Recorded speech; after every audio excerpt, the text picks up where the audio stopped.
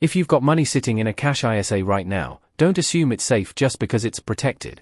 Because something is quietly changing in the UK, and by April 2027, it could completely change how smart savers use cash ISAs. But here's what most people don't realize yet. It's not obvious. It's not being talked about loudly. And if you ignore it, you could end up leaving your money in a place that quietly underperforms, without you even noticing. And yes, for someone with around £10,000 saved, the difference we're talking about could easily add up to hundreds of pounds over time depending on what you do next. Now don't panic, because moving your money too early could be just as bad as doing nothing. So the real question is, what should you actually do before April 2027, and where should UK savers be looking instead? That's exactly what I'm going to break down in this video. And make sure you stay until the end, because I'll show you the option most people overlook, and it's not always the one with the highest interest rate. And if you want simple UK money updates without the jargon, subscribe, because these changes often happen quietly long before most people realize what's going on. Now before you do anything with your money, there's something you need to understand. April 2027 isn't just another date on the calendar. It's the point where the rules around cash ISAs are expected to shift for many savers in the UK. From April 2027, there is a planned change where the cash ISA allowance for some savers is expected to be lower than the overall ISA limit, meaning you may not be able to put as much of your £20,000 allowance into cash as before. And that raises a simple question. If you still have a full ISA allowance, why would less of it be available for cash? Because the direction is quite clear. The system is slowly encouraging people to think beyond just holding everything in cash. Now, this doesn't mean cash ISAs are suddenly useless. And it definitely doesn't mean you should panic or rush into any decisions. Cash still has a role. For emergency savings. For short-term plans. For money you cannot afford to risk. But here's the key shift. For years, many people have followed the same simple habit. I've got savings, I'll just put them in a cash ISA. It's simple. It feels safe. And it requires no extra thinking. But when the rules start to change, the real risk isn't panic. It's sticking with a habit that no longer fits your situation. Because the biggest financial mistake isn't always doing something wrong. It's assuming nothing needs to change. Here's something interesting about the way we think about money. When we hear the word safe, our brain immediately wants to stop asking questions. You see your savings sitting there. The number isn't going down. You're earning some interest. And you think, why would I change anything? That feeling is completely understandable. Nobody wants to wake up one morning and discover that their hard-earned savings have suddenly fallen in value. So we naturally choose what feels comfortable. But here's the problem. Comfortable doesn't always mean financially efficient. Imagine you've got £10,000 sitting in a cash ISA. You see £10,000. Your brain thinks, I've still got my £10,000. And technically, you do.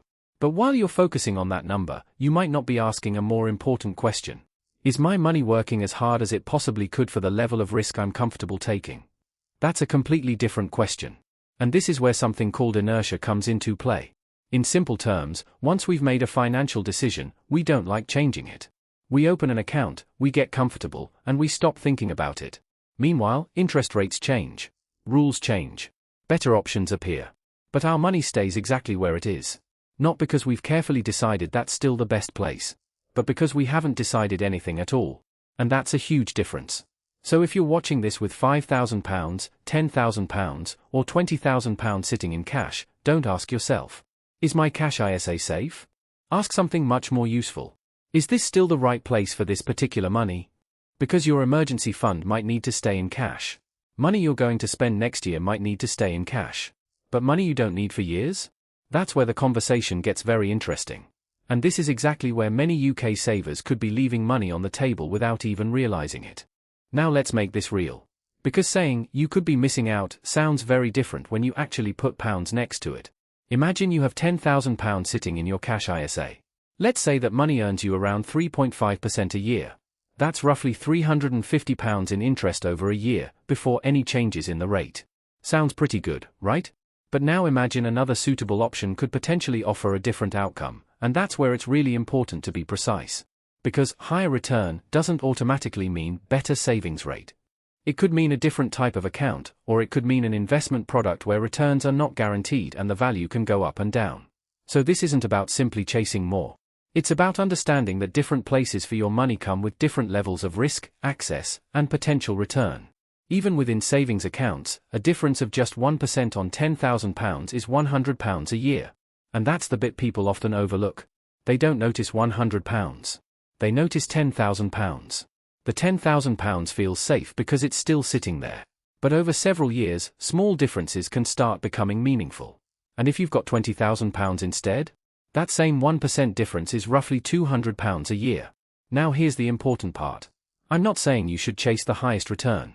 I'm not saying cash is bad. And I'm certainly not saying you should take risks with money you can't afford to lose. The point is much simpler. You need to know what your money is actually doing. Because doing nothing isn't automatically the safest decision. Sometimes, doing nothing simply means accepting whatever your current account happens to offer. And here's another psychological trap. When people see an extra £100 or £200 potentially available somewhere else, they often think, it's not worth the hassle. But that's exactly how money quietly slips through your fingers. £100 here, £200 there, a forgotten account, an old interest rate, a decision you've been meaning to make for 2 years. None of them feels life-changing on its own.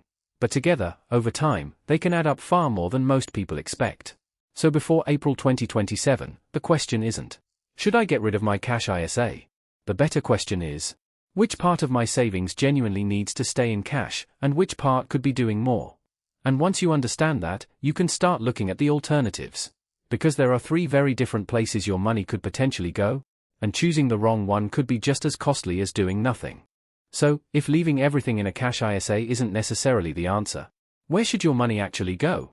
The good news is that there isn't one answer for everyone. And that's important. Because your emergency fund shouldn't be treated the same way as money you're saving for a house deposit in 2 years. And money you don't expect to touch for 10 or 15 years? That could be a completely different story. So, let's make this incredibly simple. There are 3 broad directions you could consider. Number 1, keep it in cash. Yes, despite everything we've talked about, cash still has a very important job. If you need the money soon, you generally don't want to take unnecessary risk with it. Your emergency fund? Cash. Money for a big purchase coming up? Probably cash. Money you absolutely cannot afford to see fluctuate? Cash can make sense. The goal isn't to get your money out of cash at all costs. The goal is to stop treating every pound as if it has the same job. Number 2, make sure your cash is actually working properly. This is the part many people completely overlook. You don't necessarily have to jump from a cash ISA straight into investing. Sometimes the simplest improvement is just making sure your savings are sitting in a suitable account for your needs, whether that's access, flexibility, or interest rate structure. Because if one account is significantly less suitable for your situation than another, why leave your money there out of habit? A few minutes of checking could potentially make a real difference over time. But then we have the third option. And this is where things get much more interesting. Number 3, consider investing some of the money.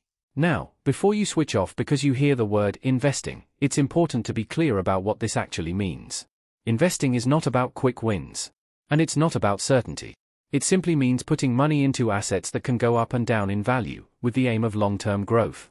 If you've got money that you genuinely don't need for many years, keeping every single pound in cash has its own trade-off. Because over long periods, inflation can slowly reduce what your money can actually buy. So, the real decision isn't cash or investing, it's what job does this money need to do? If the job is protecting my money and keep it available, cash may be the answer. If the job is holding value in a flexible savings structure, then you compare appropriate cash options. And if the job is grown over the long term and I can accept ups and downs along the way, investing could be worth considering. That simple way of thinking changes everything. Because suddenly, you aren't asking, where should I put my £20,000? You're asking, what should each part of my £20,000 be doing? And that is a much smarter question. But there's one thing you absolutely need to understand before moving a single pound. Because moving money at the wrong time, or in the wrong way, could create a problem you never expected. Now, this is where I want you to slow down. Because once people hear that cash ISAs may become less attractive for them, they can make the exact opposite mistake. They panic. They see another account paying a better rate. They hear someone talking about investing. And suddenly they think, right, I need to move my money today. No, don't do that. The goal of this video isn't to make you panic. It's to make you think. Because there are several mistakes you want to avoid. Mistake number 1, chasing the highest rate. A higher interest rate can look incredibly attractive. But ask yourself, can I access the money when I need it? Is the rate temporary? Are there conditions attached? And most importantly, does this account actually fit what I need the money for? The highest number on the screen isn't automatically the best choice. Mistake number 2, investing money you'll need soon. This one is huge. If you're saving for a house deposit next year, paying a large bill, or building an emergency fund, you shouldn't suddenly take investment risk just because someone online told you that cash is dead. Investing comes with ups and downs. And if you need your money at exactly the wrong moment, those ups and downs can hurt. Your timeline matters. Mistake number 3, moving an existing ISA without understanding the transfer process. This is especially important. If you're moving money from one ISA to another, don't simply withdraw the money yourself and assume you can put it back wherever you want. Because withdrawing it yourself can have consequences you didn't expect. And once that money leaves the ISA wrapper, you may not be able to recreate the same tax position in the same way. The safest approach is to use the proper ISA transfer process where applicable, so you don't accidentally lose benefits you're trying to protect. Because you don't want to create a tax problem while trying to solve a savings problem. And here's the 4th mistake. Doing absolutely nothing. Yes, this is a mistake too. Because some people will hear all of this and think, it's too complicated. I'll deal with it later. And 6 months later? Nothing has changed. Same account. Same habit. Same decision. So don't panic. But don't switch off either. Instead, take 5 minutes and ask yourself 3 questions. When will I need this money? How much access do I need? And, am I comfortable with the level of risk I'm taking? Those 3 questions can tell you far more than simply asking, which account pays the most? And now we've reached the most important part. Because if you actually have money sitting in a cash ISA, what should you do between now and April 2027? That's where we're going next. So, if you've been listening to this thinking, alright, but what am I actually supposed to do? Let's make it simple. You don't need to panic. You don't need to move every penny. And you definitely don't need to make a decision just because someone on the internet told you to. Instead, before April 2027, do this. Step 1. Work out what your cash is actually for. If it's your emergency fund, keep it accessible. If you're going to need it in the next year or 2, don't take unnecessary risks just because you want a higher potential return. But if you've got money sitting there that you genuinely don't need for many years, that's the money you should start thinking about differently. Step 2. Check what your current money is actually earning. Don't guess. Open the app. Look at the interest rate. Then ask yourself whether that rate is still competitive for what you need. Because if you haven't checked for 12 months, you're not making an active decision anymore. You're simply leaving your money where it was. And step 3 is the biggest one. Decide what each pound is supposed to do. Some pounds should protect you. Some should stay available. And some, if your circumstances allow it and you're comfortable with the risk, may be better suited to long-term growth. That's the mindset shift. You're not trying to find one magical account for all your money. You're giving different parts of your money different jobs. And remember something important. The goal isn't to completely destroy your cash ISA. The goal is to stop blindly assuming that every pound belongs there forever. Because cash ISAs aren't disappearing. Cash isn't suddenly useless. And investing isn't guaranteed to make you richer. The real danger is much simpler. Letting an old financial habit make today's decisions for you. So if you clicked on this video because you were worried about what April 2027 could mean for your savings, now you know exactly what question to ask. Not, should I keep my cash ISA? But, is every pound I have sitting in the right place for its purpose? And if this video helped you see your savings differently, subscribe to the Wealth Ledger. Because we'll keep breaking down UK money changes in plain English, without the jargon, without the hype, and without telling you to panic every time the rules change.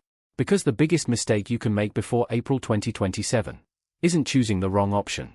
It's never checking whether you chose the right one in the first place.